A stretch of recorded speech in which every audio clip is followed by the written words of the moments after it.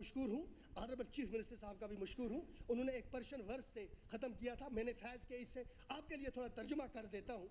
ये जो हम है ना, हम जो कश्मीर के लोग, मैं मज़हब को इसमें नहीं लाना चाहता था। जो हमारी कुर्बानियाँ हैं ना, कभी उसको देखना और उसको समझने की कोशिश करना। जो उम्र से हमने भर पाया सब सामने लाए देते हैं।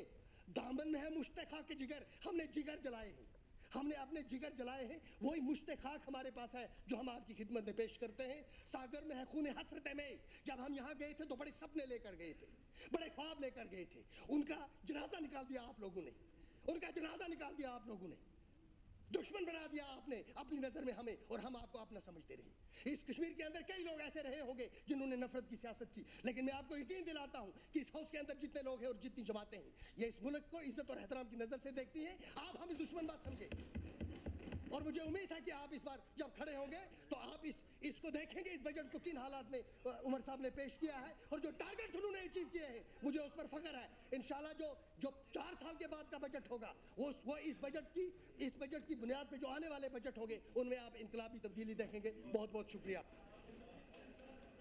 बलवंत सिंह मनकोटिया जी, बलवंत सिंह मनकोटिया।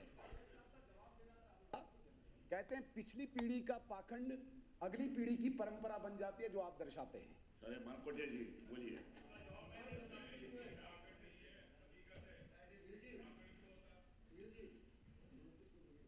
29 मिनट हो गए इनके स्पीकर साहब।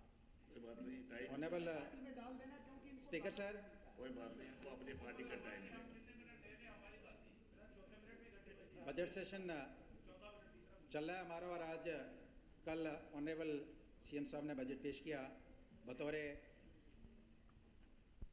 फाइनेंस मिनिस्टर, और आज इसकी बहस है। इसके ऊपर मुझे अपनी पार्टी की तरफ से बोलने का मौका मिला, क्योंकि बजट एक जिस रियासत का बजट है उसके लोगों की, उसके जो ऑर्गेनाइजेशंस हैं उसके खर्चे और उसकी इनकम के ऊपर बजट तैयार होता है, और फ्यूचर प्लान क्या है सरकार का, ये बजट दर्शाता है। 2010 में स्टोन पेल्टिंग स्टार्ट हुई बहुत बड़े पैमाने पे, और मुझे उमर साहब का वो पूरा स्टेटमेंट आज भी याद है, जब 3 महीने बाद सेशन लगा और मैंने देखा, हम सब ने देखा कि उमर साहब के बाल बिल्कुल काले थे, लेकिन जब 3 महीने के सेशन के बाद उमर साहब के बाल बिल्कुल सफ़ेद थे, और उनका मुझे वो वर्ड्स अभी भी मेरे कानों में हैं, जब ये कहते थे 120 लोगों का डेथ हुआ स्टोन पेल्टिंग में, बहुत मॉश लेवल पे। तो इनके वर्ड्स मुझे याद हैं कि स्पीकर साहब, इनके वर्ड्स हैं कि जब आईजी सीआईडी की घंटी, मैंने उसका अलग टोन रखी थी, जब घंटी बजती थी तो मेरे रोंगटे खड़े होते थे कि आज क्या बताएंगे कि कितने लोगों की डेथ हुई है, क्या खबर आएगी कितने लोग आज मारे गए हैं। तो मैं समझता हूं कि आज इस जम्मू कश्मीर के अंदर, आज कम से कम असेंबली के अंदर, आज मुख्यमंत्री जी को ये शब्द बोलने की जरूरत नहीं पड़ी। इसके लिए हम केंद्र सरकार का, मोदी सरकार का जितना भी धन्यवाद करेंगे। देखिए सर, ये पानी, बिजली, ये डेवलपमेंट प्रोसेस है, ये चलता रहेगा। आज आबादी इस गांव की इतनी है, आज उसको हम मॉडल विलेज बनाएंगे, बिजली देंगे, पानी देंगे, 100% देंगे, 5 साल बाद घर बनेंगे, फिर पानी की जरूरत पड़ेगी, बिजली की भी जरूरत पड़ेगी, पाइपों की। लेकिन इंसानी जिंदगी सबसे ज़्यादा इंपॉर्टेंट है किसी सरकार के लिए, उसको महफूज रखना, जो हमने अपने आइन के अंदर कमिटमेंट की है, उसको महफूज रखना हम सबकी रिस्पॉन्सिबिलिटी है। और मैं समझता हूं कि केंद्र सरकार ने वो जो जिम्मेदारी आज से 11 वर्ष पहले ली, पूरे देश के अंदर किसी भी निहत्थे की जान नहीं जाएगी, वो जिम्मेदारी केंद्र सरकार ने आज पूरी करके जम्मू कश्मीर के लोगों को तोहफा दिया है। स्पीकर सर, यहां लगभग 12 वर्ष और उससे पहले भी, चूंकि अगर मेंबर नहीं भी थे तभी पॉलिटिकल थोड़ा बहुत इंटरेस्ट रखते थे, और 11वीं क्लास से हम पॉलिटिकल एक्टिविस्ट हैं और पॉलिटिक्स को समझते हैं। आज उमर साहब जब चलते हैं, देखते हैं इनकी क्या मजबूरी हो सकती है, हमारे मंत्रीगण किस तरीके से, जो नए बने हैं इनका स्टाइल क्या है, जो पुराने हैं इनका स्टाइल क्या है, किस अंदाज में बात करते हैं, हर चीज़ को महसूस करते हैं, समझते हैं, पॉलिटिक्स को बड़े बारीकी से समझते हैं। लेकिन सर, हमने इस हाउस के अंदर महाराजा को डिस्कस होते नहीं देखा, डोगरा राज को डिस्कस होते नहीं देखा, जोरावर सिंह को डिस्कस होते नहीं देखा कि उनकी कंट्रीब्यूशन इस रियासत के लिए, जम्मू कश्मीर के लोगों के लिए क्या थी।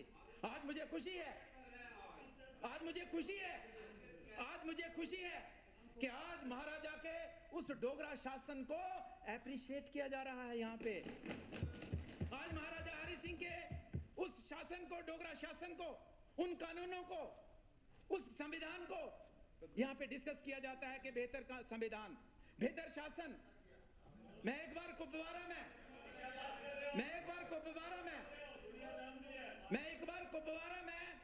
किसी फंक्शन के लिए गया था, 13 जुलाई की बात है। तो वहां पे उस दिन बड़ा मेरे कार्यकर्ता जो मुझे कह रहे थे, कहते पता नहीं जनाब क्या बोलेंगे आप और हमें मरवाएंगे। तो मैंने कहा कंपैरिजन कीजिए, ठीक है कंपैरिजन कीजिए कि डोगरा महाराजा के शासन में, डोगरा शासन में कितने निहत्थे लोगों को मारा गया और आज की चुनी हुई सरकारों में क्या हुआ, कश्मीर के नौजवानों को क्या मिला, कितने लोग मारे गए। कंपैरिजन कीजिए, अगर बेस्ट वो था या बेस्ट ये था। आज लोग कंपैरिजन करते हैं, ये चुनी हुई सरकार है, इलेक्टेड गवर्नमेंट है, महाराजा की इलेक्टेड गवर्नमेंट नहीं थी, लेकिन उसके शासनकाल को यहाँ पे दोहराया। अच्छी बात। हमारे अंडर 35 लोगों की है, युवाओं की है, तो हमारे पीडीडी के डेली वेजर वो तो लगभग अब 35 से ऊपर भी हो गए हैं।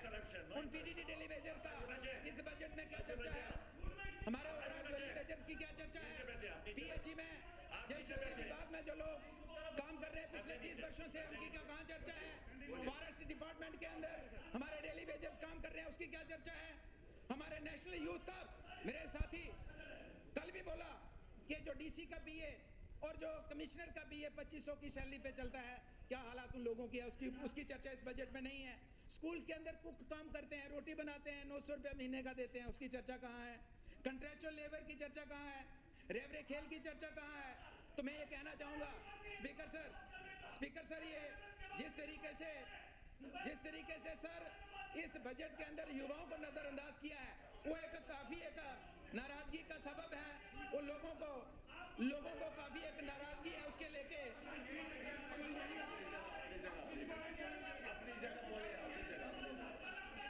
हमने वादा किया लोगों को इलेक्शन कैंपेन में कि 9 मीटर, कोई मीटर नहीं लगेगा, लेकिन यहाँ पे आज हम मीटर की बात करते हैं। मेरे साथी बेग साहब ने यहाँ कहा, स्पीकर सर मेरे साथी बेग साहब ने कहा कि यहाँ गन कल्चर पिछले 30 वर्षों से गन कल्चर है। इन्होंने गन कल्चर की बात की, ठीक है, उन्होंने अपने बिल्कुल ठीक कहा, लेकिन ये गन कल्चर किसने कंट्रोल करना था, ये रियासत की जिम्मेदारी किसके पास थी। हम शीटाकशी ना करें, लेकिन जब हम गिनाएंगे, लेकिन जो बेस्ट किया है हमारे अधिकारियों उनको शाबाशी भी देंगे, हमारी जिम्मेदारी बनती है। जहाँ बेस्ट किया हमारे ऑफिसर्स ने, बेस्ट तरीके से इंप्लीमेंट किया है, उनको हम शाबाशी भी देंगे और शाबाशी देंगे। मैं मेजॉरिटी हमारे जो स्कीम्स हैं, आज मुझे बताइए कि आज केंद्र की तरफ से स्कीम है पूरे देश के लिए। जम्मू कश्मीर के हम साथी कहते हैं जनाब केंद्र ने हमें, केंद्र की सरकार, मोदी सरकार ने हमें ऑन नहीं किया है। मुझे बताइए, आयुष्मान भारत स्कीम मोदी जी ने लागू की, पूरे देश के लिए लागू की है, हमारे ऊपर कोई एहसान नहीं है, लेकिन पूरे देश के लिए, बीपीएल लोगों के लिए। और जम्मू कश्मीर के लोगों को दिल में गले नहीं लगाया कि उन्होंने पूरे जम्मू कश्मीर का कोई भी नागरिक है, एक नागरिक के लिए वो स्कीम है, हर नागरिक उस 5 लाख का बेनिफिट ले सकता है पूरे जम्मू कश्मीर के लिए।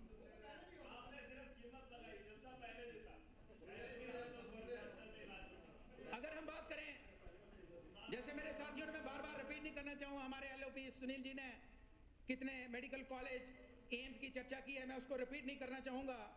रोड कनेक्टिविटी हमारे इस बजट में उसका भी चर्चा है, हेल्थ की चर्चा है, रोड कनेक्टिविटी की हम चर्चा करते हैं। लेकिन मैं इसके लिए भी मोदी सरकार का धन्यवाद करूँगा कि उन्होंने तीसरे टर्म में आते ही हमारा जो प्रधानमंत्री ग्रामीण सड़क योजना के तहत जो सर्वे पेंडिंग थे, जो गाँव अनकनेक्टेड थे, उनके लिए उन्होंने शुरुआत की है। और आज हमारे हर गांव के अंदर, हर उस एरिया में जहां रोड कनेक्टिविटी नहीं है, उसका सर्वे चल रहा है, उसका जियो टैगिंग चल रही है।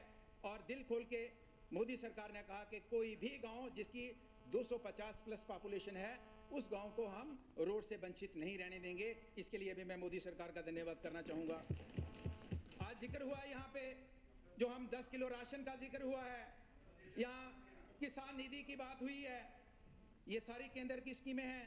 यहाँ जल शक्ति की, पानी, वाटर सप्लाई, पावर की, और मैं 2 डिपार्टमेंट जो अपने इस बजट में, मैं सारे नहीं करूँगा क्योंकि मेरे बाकी साथियों को भी डिस्कस करना है। मैं CAPD जिसको हम कहते हैं पावर, फूड सप्लाई, और दूसरा हमारा पावर सप्लाई का है सर, बड़े बेहतर तरीके